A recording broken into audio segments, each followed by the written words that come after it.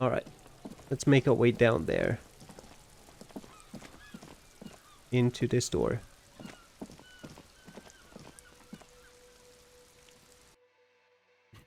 Let's see if that bear fridge is big enough. We should probably turn it on again. Both cables are unplugged from the breaker box. Plug in the giant red cable. Somewhere in the dark, Yes. a giant electrical mammal stirs to life. Let's have a look. Actually, let me first check that. This orange Again. machine is dead still. It has a hand-cranked ice cream churner and Oh, yeah. an electric... Pry bar is not strong enough, I remember. The bear's eyes are still glowing red, watching over all the ice cream wrappers hidden inside its belly. So what do you think of this fridge, Kim? Looks big enough for 2 corpses. It's certainly an eccentric choice, but it is capacious and cold enough, too. But the optics on this are awful, he thinks. We need to be as silent as we can. Your visual confirms you could fit 2 more bodies in the ice bear fridge. Shall we go and get the body, then? I'll take the head, you take the feet. The stairs won't be easy, but we'll manage. Okay, let's do this. The body is heavier than you expected, and stinkier. It takes half an hour to get it down to the basement, then 10 more minutes to stuff it into the fridge. The lieutenant takes a step back to admire your handiwork. Beautiful. A dead body in a nice bare fridge. This is some of the best body's work I've ever done.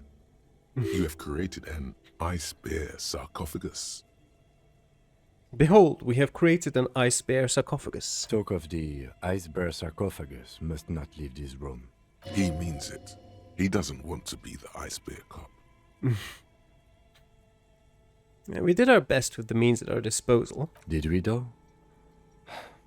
Okay, maybe we did. At least we've stopped the body from decomposing further. Now you can conduct another inspection under controlled circumstances. Inside the icy realm of the ice bear fridge, the corpse stands slumped, waiting. Let's try again. Or should we talk to it first? Tell me something, dead man. Loony Rooney. How do you like it in the fridge? I like it a lot, brother. This really is your finest hour. You're a genius, a regular Copperlangelo. Okay, that'll Come do. back later, Coppo. Amuse yourself with my frank manners and my memento mori features. Yeah, shut up. Do we have things that increase our perception? Well, that's a no then. So I guess we'll come back later. For now, we're leaving. And we've got about half an hour more before we have to go and meet that guy in his apartment. What do we do with that time? Why don't we... Is this still open, by the way? There's a book about a cockatoo. Cockatoo? That I'd like to steal. If possible. Oh, looks like Guillaume Le Million. That hair poster. Okay. A sulfur-crested cockatoo sits on the cover, its Angry beak storekeeper slightly stared at. open. Oops. It that's looks not as what I if wanted. Interfacing. Do I have anything plus interfacing? I do, don't I? I have these. Anything else? Nope. Well then, why don't we put 1 point into interfacing? Here. Yes. A sulfur-crested cockatoo sits on the cover, 58%. its beak slightly open. Slowly, you move your hand toward the tome of cockatoos. Yes. Do we really need to do this? I think Yes, we really do need to do this. Give me another point in interfacing. I want the cockatoo book. A sulfur-crested cockatoo Give it sits to me. on the cover. You wait for Yes! the storekeeper to be distracted. When she's not looking, you haul the tome of cockatoos into your pocket. It's quite a challenge, but eventually, the guide to the cockatoos is yours. Splendid effort. We got the most important item of the game. The Cockatoo Guide. And no one saw us. And it didn't take 3 tries at all. And we didn't waste 2 points into interfacing to get it. What does interfacing actually do? Master machine. Oh, pick locks and pockets. Okay, never mind. That's actually a good skill to put things into. Make use of that in the future. Let's interact with book From A to Shriek, a guide to cockatoos. A cockatoo is a parrot with an erectile crest, found on the Seminine Islands and in southern Fas a la Mer. Known for their intelligence and general precociousness, cockatoos are popular birds in aviculture. However, they often exhibit various behavioral issues. Okay, one more. This book talks about the delicate nature of toos, as well as introducing some of the most popular species among the bird enthusiasts. The funeral cockatoo, the major majestic cockatoo, and the most common bang bang cockatoo. The bang bang It's cockatoo. colorfully illustrated. Alright, what problems do these birds have? Where to even begin? All cockatoos are known for their needy natures, requiring attention for at least 2 full hours a day. They love to talk and have been described as lovable clowns who just don't know how to wrap up. I could handle that. It would be nice to have someone to talk to when feeling lonely. Pet owners also report moodiness, loudness, and hostility as recurring issues. If left unsatisfied, cockatoos may scream non-stop, pluck their feathers, or become aggressive. Right, that's pretty bad. Anything else? It is not recommended to get a cockatoo if you're not able to cook them food every day and give them the full care that they need. These birds will never understand that you have a life of your own. Yes, but there has to be something great about cockatoos as well. You're right. Cockatoos are magnificent creatures.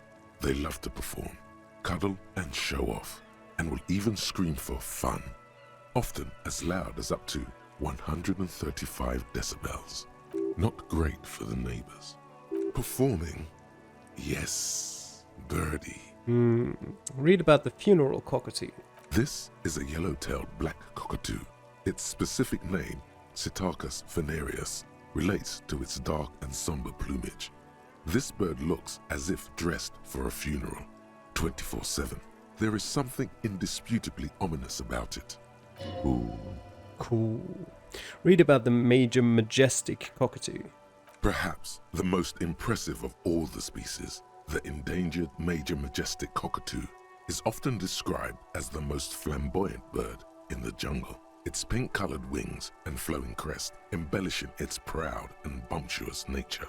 In the words of poet-explorer Sir James Fournier, few birds more enliven the monotonous hues of the verdant forest than this big, bold, and beautiful species. Read about the most common bang bang cockatoo.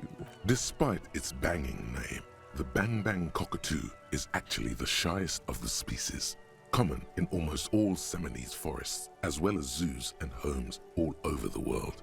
Its plumage is mainly grey and white. The Seminoles name, bang bang, is thought to be of onomatopoeic origins.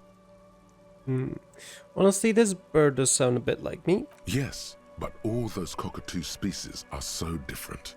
Which one are you? Isn't that obvious? Major majestic, here I come. You're right. Your Majesty embodied. This big, beautiful bird belongs on your heraldry. Definitely. That is exactly how it should be. I've read the book about cockatoos.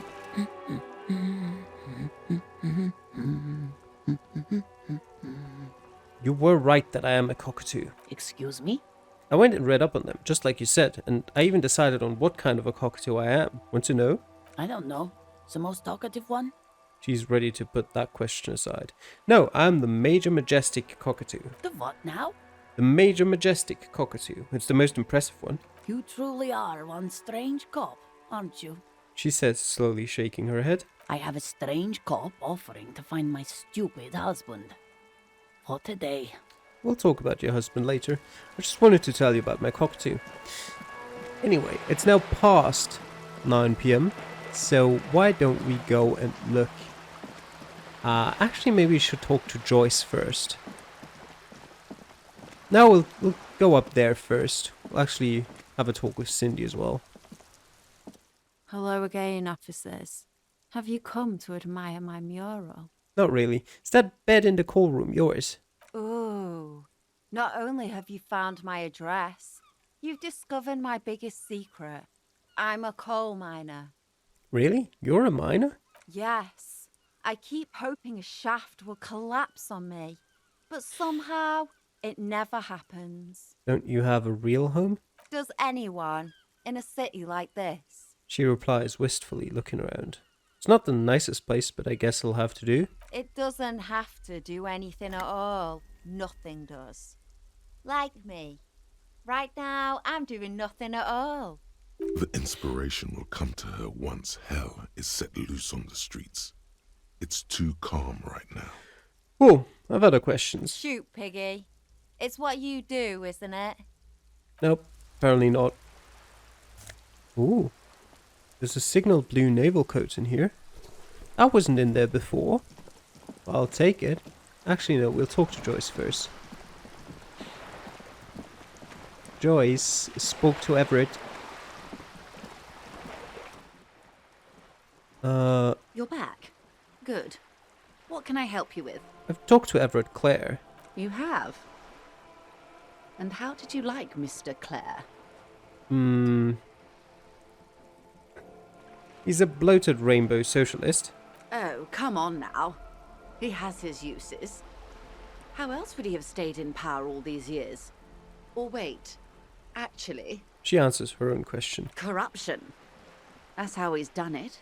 Fantastic, worm-like corruption, reaching into the bowels of the earth. She looks at the ground and nods. The position of my unusual colleague does not reflect official policy. I hope you understand. The RCM does not pick sides.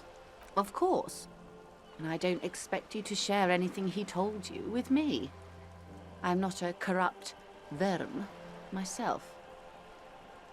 However, if you felt like discussing something, how could I stop you?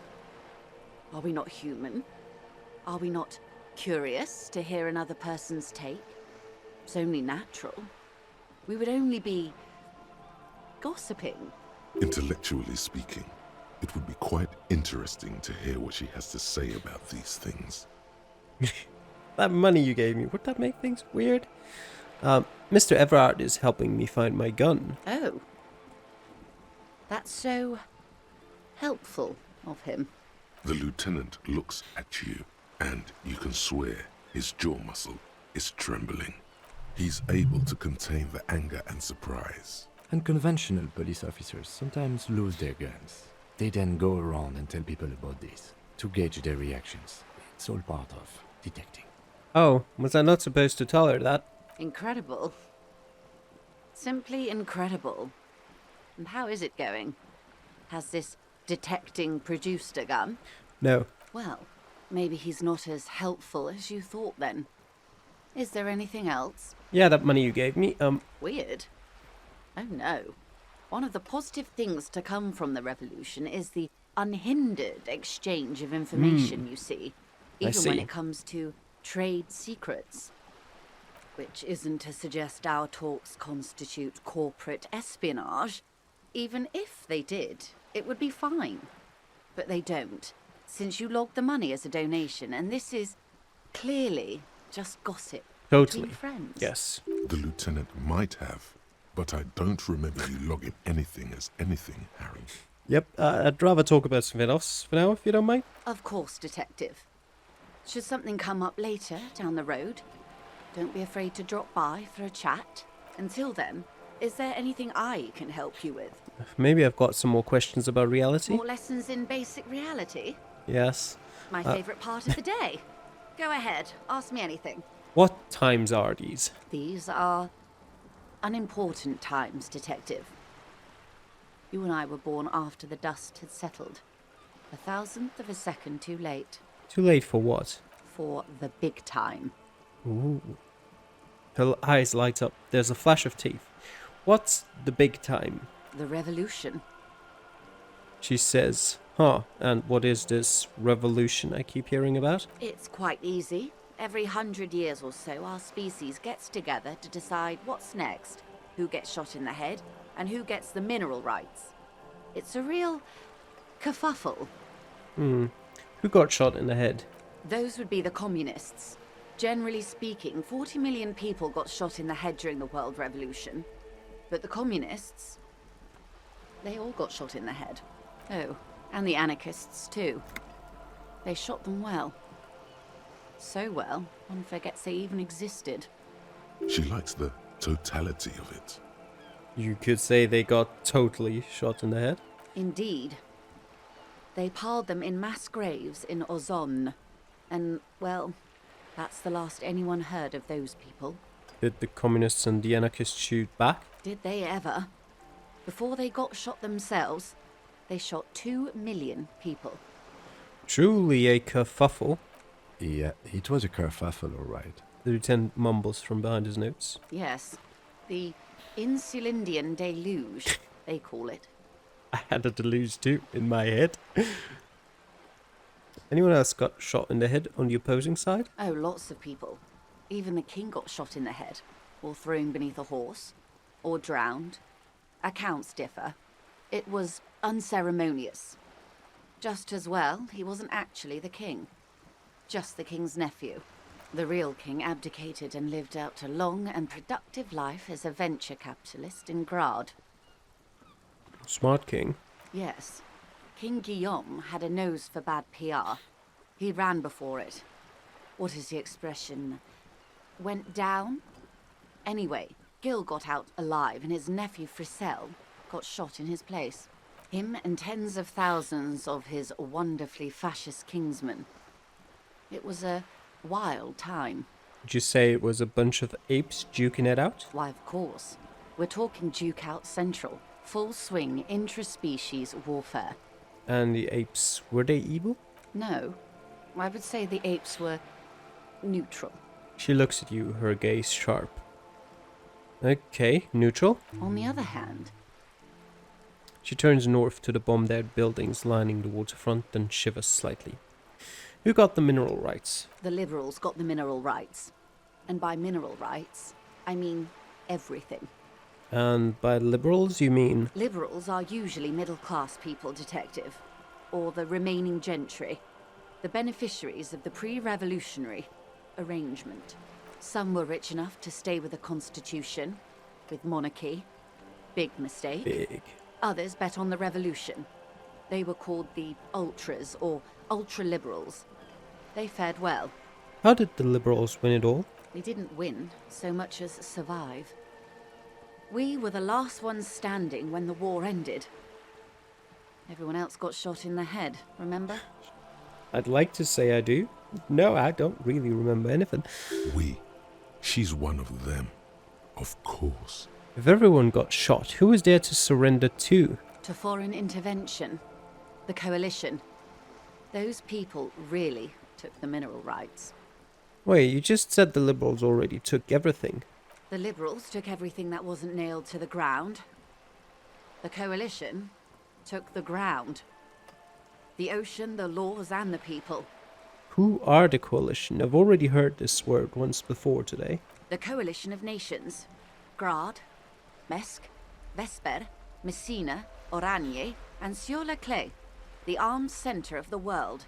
They landed here and ended the revolution. It was the moralist thing to do. Moralist? The moralists believe in keeping everything exactly the way it is. They believe in mineral rights, and not shooting people in the head. No, can't relate. At least not in the same manner and volume as the others do. They are the long-standing provisional rulers of Revachol now, the coalition government. This is their zone of control. They embolden the RCM with crumbs of the same law they took. Technically speaking, you are a moralist. The color of moralism is blue. The official motto of Moral Intern, or Moralist International, is a blue forget-me-not, a piece of grey sky. unofficial. For a moment, there was hope. I don't think I'm a moralist, madam. Of course. Not easy to be moderate about head shooting in your line of work. When was this kerfuffle? The turn of the century revolution? Don't answer it. It's a trick question. The revolution began in '02 on the Isla of Grad, though by the end nearly the whole world had gotten involved. Who started it? It wasn't a who, but a what. A pandemic of Zarat, a particularly virulent prion disease, which the authorities in Grad proved unable to contain. Then Mazov came along and overthrew the government. What did this Zarat do? It made people overthrow their governments. No way. Indeed. Zarat is a highly infectious microorganism that destroyed brain tissue. The actual causes of the revolution were material. The pandemic only provided the spark. Where did it spread from there? From Revachol and Grad? Not far. The world managed to cauterize itself. Mazov's government was overthrown in '08, and the coalition crushed the Revachol commune 2 years later. It was the end. What came next? Why? You and I, officer. Our lives in the zone of control. Something tells you her life and yours are not that similar. Maybe it's because she has a boat and you have that necktie? A pair of pants? Our lives are very different from each other. No doubt. But we share the same time and position on the planet's crust. That counts for more than you think. What is the zone of control? A city-state divided into free market zones under the everlasting interregnum of the Coalition of Nations. And you, of course, the citizens' militia. The clatter of typewriter keys fills the main hall of the reappropriated silk mill. Precinct 41. Chad Tilbrook presses enter. Outside, Officer Elfboy Williams slams the door of an armored motor carriage. The zone of control is the third incarnation of Revachol, after the failure of the suzerain and the commune. What happened in the rest of the world? Modernity. They developed the marvels of the inter-eslary communication. Telematic milieus, radiation, coloured plastics. Meanwhile, in Revachol West, the aftermath continues for the 5th decade. 51 minus 8 equals 43. Wait, you're saying it's been like this for 43 years? Time flies. What have we been doing all that time? The 20s saw a decade of urban war, west of the river levelled, offshore platforms in flames. Still, it's regarded as an improvement on what came before. '08 to 19 was simply hell. And after that? The 30s? Things settled down in the 30s. Revachol East transformed itself into the world's largest tax haven, with the international community's blessing. For the first time in a long time, it seemed like things were going somewhere. All that untaxed income must have fueled the new. That can only mean one thing. That's when they discovered disco. Yes, and quantitative easing. It was a market mirage, unfortunately. The 40s dispelled it. An Isla-wide hangover, you might say. So, here we are. She curtsies. Welcome to reality, Ooh, baby. got a reality lowdown. For her to be where she is, Wild Pines Group must have picked the right side. Which side was Wild Pines Group on? They picked the winning side. That's why they're here, and others are not. They got lucky. Perhaps it wouldn't have turned out that way had I been in charge. I might have bet on the king and led the Pines to doom. You would have sided with the king? I would have sided with the cannons. If you'd seen the calibers of the things, you might have too. Perhaps it's better I was born when I was. 10 of the 14 Indo tribes got it wrong. Feld, Kupri, Tricentennial. So I suppose I would have been in good company. What would you have done differently? Good question. What would you have done differently? No, her first. I asked you, who are you in all of this? And I asked you, past less detective of the citizens' militia, What insight has acute encephalopathy given to you?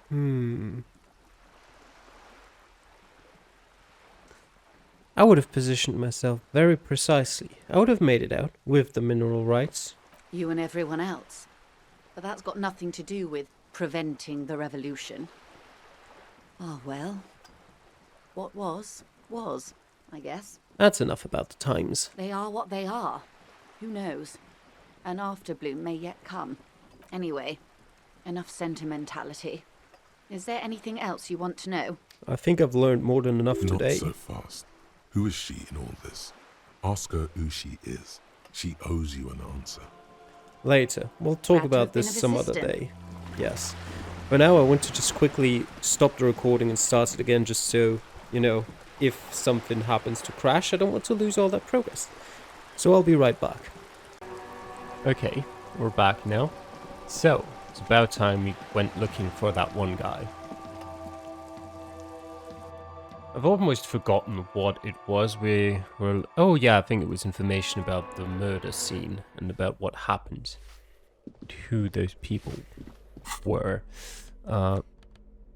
Suggestion half-life, yeah, it's not used as. Was it? No, that was just a door. Walking around inside. Knock again. A poor communard from the... No, that's fine. This balcony's here. There you go. That's where we need to go.